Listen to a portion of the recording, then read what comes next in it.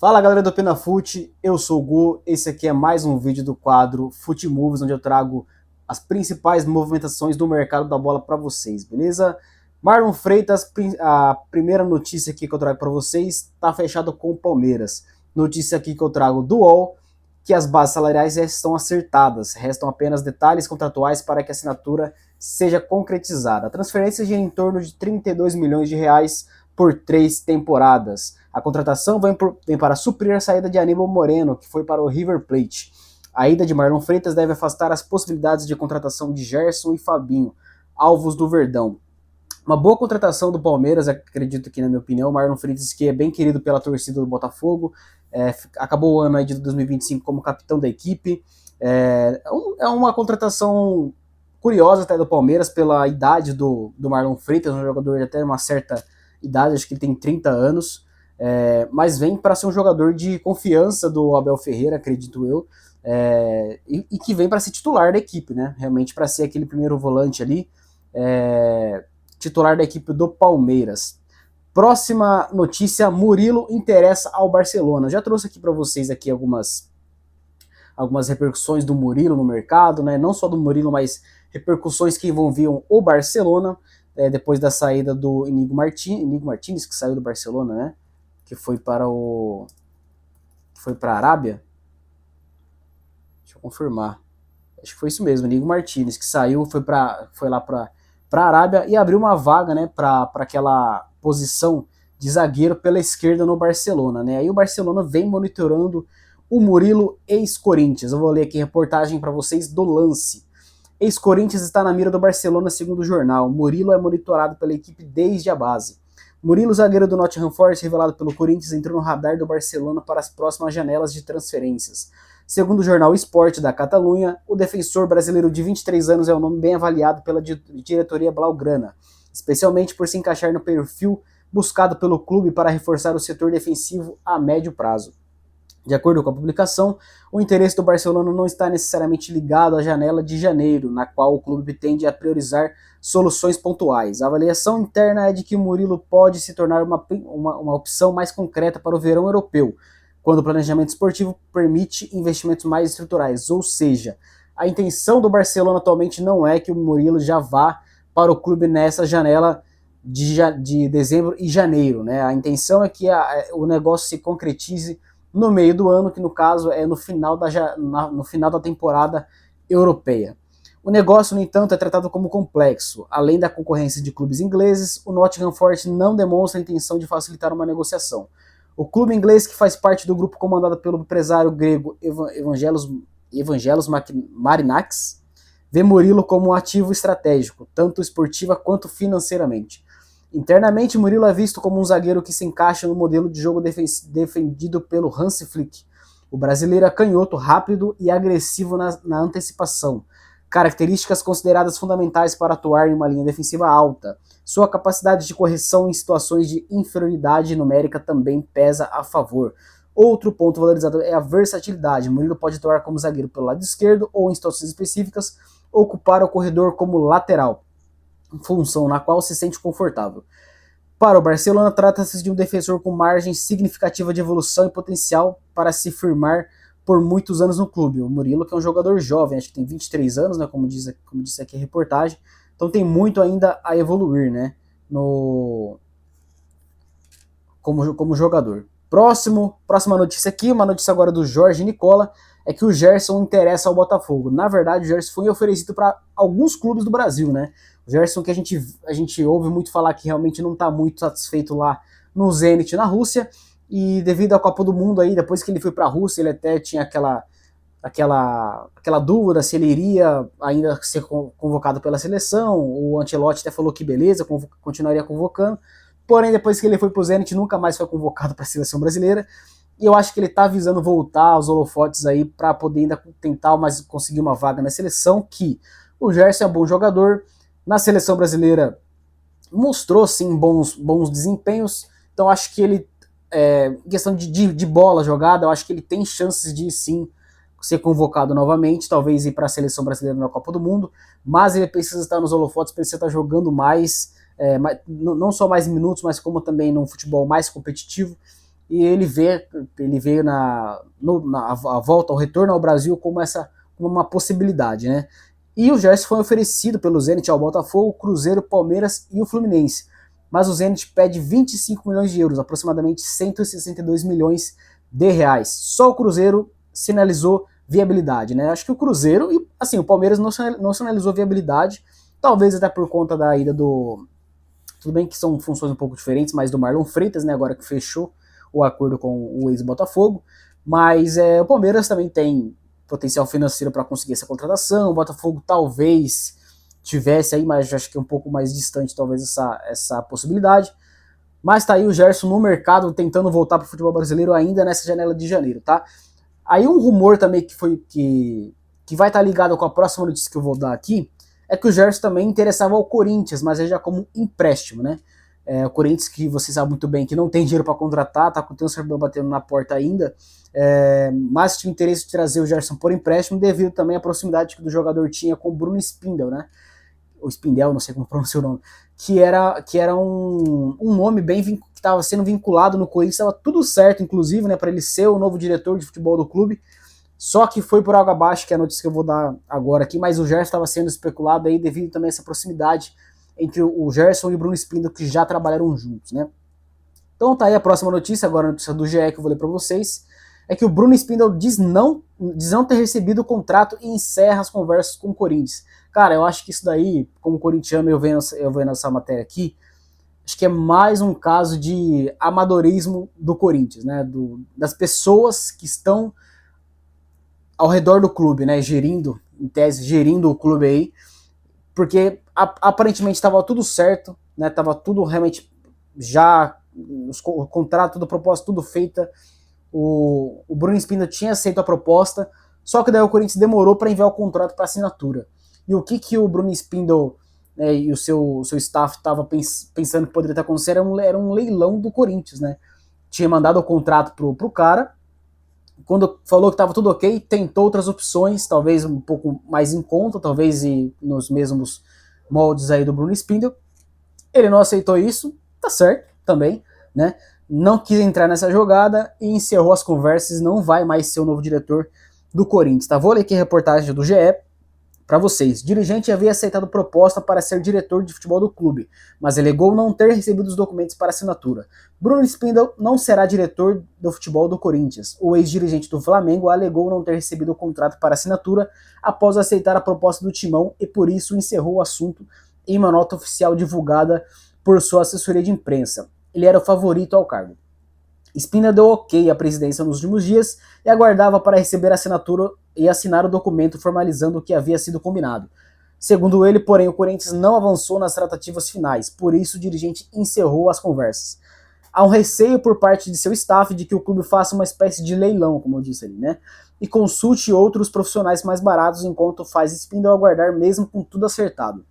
Para evitar essa situação, Spindel divulgou nota oficial, abre aspas, com o objetivo de pôr fim às especulações e informações inverídicas, esclareço que, após manifestar concordância com a proposta que me foi apresentada pelo Esporte Clube Corinthians Paulista para assumir o cargo de diretor de futebol profissional, considero encerradas as tratativas com o clube.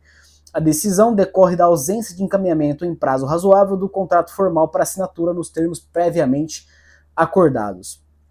Aí aqui uma outra parte da matéria é que o Corinthians está travado, né? O presidente do Corinthians, Osmar Stabile, se consulta com aliados antes de assinar com o novo diretor e tem pressa para definir o assunto. Chegadas, partidas e renovações de contratos estão travadas desde a saída de Fabinho Soldado do cargo. O Timão segue com transfer ativo, mas espera derrubá-lo em breve. O clube negocia com Santos Laguna um acordo para o pagamento da dívida pela contratação do zagueiro Félix Torres e mira uma resolução até a primeira semana de janeiro. Bruno Spindel está livre no mercado desde agosto deste ano, quando deixou o Flamengo. Ele estava no clube desde a gestão de Eduardo Bandeira de Melo e assumiu o protagonismo durante a administração de Rodolfo Landim, tendo sido alçado ao posto de diretor executivo em 2019. O profissional perdeu espaço no rubro-negro neste ano com a chegada de José Butto. Então assim, o Corinthians em tese perdeu uma baita de uma oportunidade, né? De contratar um cara que estava diante do Flamengo, fazia um bom trabalho no Flamengo também, perdeu sim, né, espaço nesse ano aí no Flamengo, mas estava livre no mercado, poderia ser uma baita de uma contratação como para ser o diretor de futebol do Corinthians, mas por bobeira, na minha opinião, né, do Corinthians, a menos que realmente o Corinthians jogou o contrato ali tudo certo, mas que no fundo não era o que o Corinthians queria de verdade, mas aí perdeu essa oportunidade de contar com o Bruno Spindle para dirigir o futebol do Corinthians na próxima temporada. E, como diz a reportagem aqui, tem muitos contratos que estão para se encerrar. E assim, hoje é dia 27 de dezembro, né? Tem muita coisa que se encerra já no final desse ano ainda e precisam ser resolvidas, né? E aí, ligada com essa notícia, né, depois que o Bruno Spindle deu para trás aí, né, encerrou as tratativas com o Corinthians, o Marcelo Paz, né, que é atualmente diretor de futebol do Fortaleza, está sendo especulado agora no Corinthians. Vou ler a reportagem aqui também do GE para vocês. Corinthians negocia a contratação de Marcelo Paz do Fortaleza para comandar o futebol. CEO do Fortaleza ganha força após conversas com Bruno Spindle serem encerradas. O Corinthians negocia a contratação de Marcelo Paz para ser o novo diretor executivo de futebol do Corinthians. Ele é o favorito do momento para substituir Fabinho Soldado, que deixou o clube na última terça-feira. Na manhã desse sábado, o ex-profissional do Flamengo, que é o Bruno Spindle, né, comunicou que teve acerto verbal com o Corinthians, mas não recebeu o contrato e assim declinou do convite. No ano passado, Marcelo Paz já tinha sido convidado para assumir o cargo de CEO do Corinthians pelo ex-presidente Augusto Melo, mas não aceitou a oferta. Desde 2017, ele ocupa cargos na gestão do Fortaleza. Marcelo Paz já foi diretor de futebol, vice-presidente, presidente e agora é CEO da SAF do Fortaleza. O Timão espera bater o martelo sobre o novo executivo de futebol ainda nesse fim de semana. Chegadas as partidas e renovações de contratos estão travadas desde a saída do Fabinho. Um exemplo é o caso de Maicon. O ex-diretor alinhou a liberação do meio-campista com o Shakhtar Donetsk da Ucrânia, mas as conversas foram interrompidas nos últimos dias. O jogador tem contrato somente até o próximo dia 31, que é a semana que vem. Outro atleta que está em reta final de contrato com o Corinthians é o lateral esquerdo Angileri. O Timão também precisa definir a situação dos atletas que voltam de empréstimo, como Fagner, Alex Santana e Pedro Raul, que está na mira do Internacional. Renan Bloise segue como gerente de análise de mercado do Corinthians e mapeia possíveis reforços para 2026. Ele, inclusive, conversou com o Osmar Stabile nos últimos dias sobre a montagem do elenco para o ano que vem. Porém, o futuro do profissional é incerto. Por conta da relação estreita entre ele e Fabinho, membros da cúpula alvinegra pensam em também desligá-lo do cargo. Uma bagunça total no Corinthians aí, né? A gente pode ver. Cara, é impressionante, sim, jogadores para saírem, para terminar contrato, né? Jogadores que estão chegando, que precisam saber quais são os próximos passos, e o Corinthians não tem um profissional adequado à frente dessa função para seguir com as tratativas, né? Mas, enquanto eu estava terminando de montar esse vídeo, eu já tinha montado essa pauta aqui, saiu uma notícia, né? Que vou até pegar aqui para vocês, que já estava fechado, né? Porque assim, até quando eu estava fazendo o vídeo, o Marcelo Paz estava como rumor e o nome mais forte para assumir, né? Mas aqui uma notícia do GE, 3 horas atrás, que o Marcelo Paz de fato deixou o Fortaleza para assumir a direção do Corinthians, né? Então aparentemente tá tudo certo, né? Notícia mais atualizada para vocês aí, de que o Marcelo Paz chega ao Corinthians para assumir a direção do futebol. Beleza? Próxima notícia agora do meu timão. O Savarino interessa ao Corinthians, né? Vou ler aqui para vocês uma reportagem aqui uma matéria aqui, uma especulação do Savarino aqui, que o Corinthians avançou nas negociações com Jefferson Savarino, meio-campista venezuelano de 29 anos do Botafogo. Antes de deixar o clube, Fabinho Soldado realizou conversas com o jogador e a situação evoluiu. A ideia é envolver um jogador do elenco em troca do Savarino. Com isso, ele chegaria sem custo. Seu salário gira em torno de R$800 mil. O Timão busca resolver o transfer ban para seguir avançando nas tratativas. O Savarino seria uma ótima contratação para o Corinthians se eu conseguisse desenvolver algum outro jogador para que ele viesse sem custo, até porque a gente sabe que tem um transfer ban enrolando. E o Savarino, para quem não sabe, ele joga na função que hoje joga o Garro, né? Então acredito que o Savarino viria até talvez para ser para o Corinthians ter um jogador com nível alto e próximo do Garro, para substituir o Garro talvez nas ausências, né? Ou até agora a gente sabe que o Corinthians vai ter 2 grandes competições para disputar, ou 3 aliás, né? Que seria o Brasileiro, a própria Copa do Brasil e a Libertadores, e talvez até para dar um pouco porque hoje o Garro sabe que não tem nenhum jogador para substituir ele, né?